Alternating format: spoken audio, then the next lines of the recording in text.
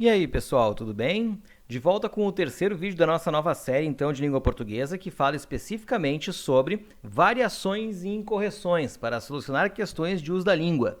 Então, neste vídeo, a gente vai ter mais 5 pares de palavras ou expressões que necessitam algum cuidado nosso para que a gente as coloque de forma correta nos nossos meios de comunicação, certo? Então, a gente vai começar com a palavra tem. Gente, tradicionalmente, as pessoas usam o verbo ter, tá? Sempre sem o acento circunflexo. Tá? A questão, na verdade, é que para diferenciar os dois, a gente precisa saber exatamente quem é o sujeito desse verbo, quem é o sujeito do verbo ter dentro da oração, dentro da frase que está sendo mencionada. Quando o sujeito estiver no singular, o verbo ter vai ficar com a expressão tem no presente, né? E ela será sem acento circunflexo. Quando o sujeito estiver no plural, sim, aí nós teremos a condição de utilizar o verbo tem com o acento circunflexo. Olha os exemplos. Ela tem frutas em casa. Quem é que tem as frutas? É ela. Se está no singular, então não leva acento circunflexo no E. As lâmpadas têm circulação de energia.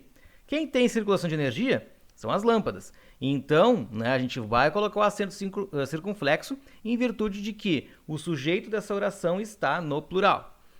Depois, a amiga e a prima têm o sobrenome em comum. A amiga e a prima, que compõem esse sujeito composto, portanto no plural, vai fazer com que o verbo também leve acento circunflexo sobre si, certo? A expressão fim de semana ou final de semana. A gente está super acostumado as pessoas falarem, bom fim de semana para ti, pô, legal, né? No final de semana a gente se encontra, não sei o que é. Gente, tem uma questão muito curiosa aqui colocada, tá?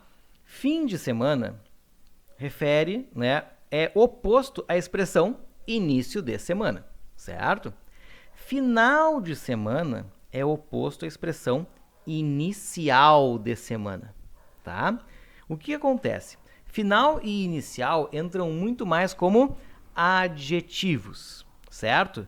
E início e fim entram como substantivos. Então, na construção dessa expressão fim de semana, tá? O que está especificando algo é a expressão de semana. Essa é a expressão que traz a adjetivação. Então, na verdade, a gente não pode fazer relação direta com o final. Ou não deveria, pelo menos, fazer relação direta com a palavra final, nem com o inicial. Né? A gente faz essa relação com a palavra fim e com a palavra início, que são os seus substantivos. Então, a expressão mais interessante para ser usada nesse momento é a expressão fim de semana, em função disso.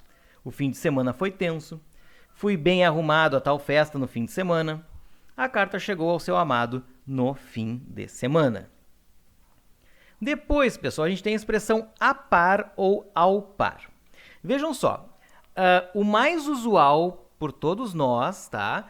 Em qualquer contexto, ou na maior parte dos contextos que nós utilizamos, é a expressão a par, que significa, na verdade, estar por dentro de algo, saber sobre alguma coisa. Então, ali, a língua está a par do sabor do suco.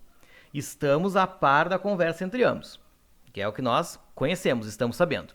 A expressão ao par, ela remete a uma equivalência cambial, tá? Uma equivalência de valores financeiros, tá bem? Então, olha só, o dólar e o real não estão ao par há muitos anos. Né? Então, a gente tem aqui uma equivalência de valores, uma tentativa de equivalência de valores que não ocorre. Então, a gente tem a expressão ao par para designar isso.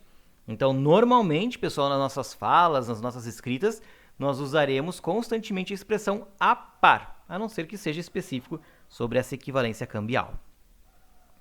A princípio ou em princípio?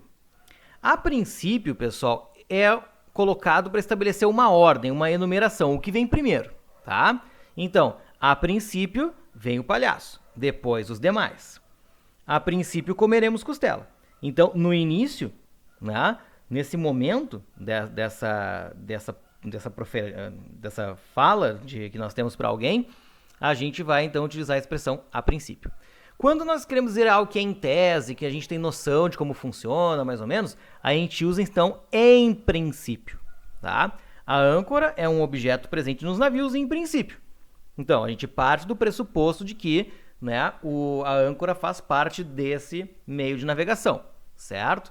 Então, é uma tese, é uma ideia que a gente tem sobre aquilo. Não é uma ordem de colocação. Não é primeiro vem a âncora, depois vem outra coisa. Não. Aqui a gente fala sobre o que a gente sabe a respeito disso. Então, a princípio é equivalente à ordem de colocação de algo e em princípio é equivalente à tese, à ideia sobre alguma coisa. Para a gente já ir fechando, pessoal, nós temos a expressão senão, tá? O senão também é um caso curioso, tá? Porque nós temos a tendência a colocar sempre como oposição. E, de fato, né, as duas formas de escrita elas remetem a uma oposição. Só que uma delas fala de um caráter de exclusão. Olha a primeira frase. O cara não fazia nada se não estudar. Então, excluindo o fato de estudar, ele não fazia nada. Quando a gente faz esse tipo de construção, nós estamos utilizando o senão todo junto, tá? Que é essa palavrinha que dá essa ideia de exclusão. Quando nós estamos falando de uma condição, tá? De algo que pode não acontecer em virtude de outra coisa, aí nós utilizamos o senão separado. Se não buscares o selo, fico sem enviar a carta. Então, se não fizer uma coisa, outra não vai acontecer, né? Vejas bem teu corpo, senão pode sofrer consequências.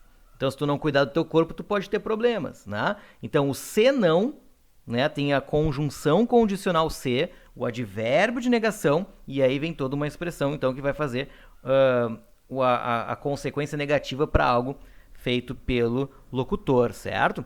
Então, gente, o senão junto é uma exclusão, o senão separado é a conjunção condicional, né, somado ao advérbio de negação. Certo, gente? Mais um vídeo fechado, então, com essas dicas para vocês darem uma observada. Qualquer coisa, mandem mensagem, comentem aí abaixo do vídeo para que a gente possa ver um pouquinho mais do que vocês têm dúvidas, certo? Um abraço para vocês e até a próxima!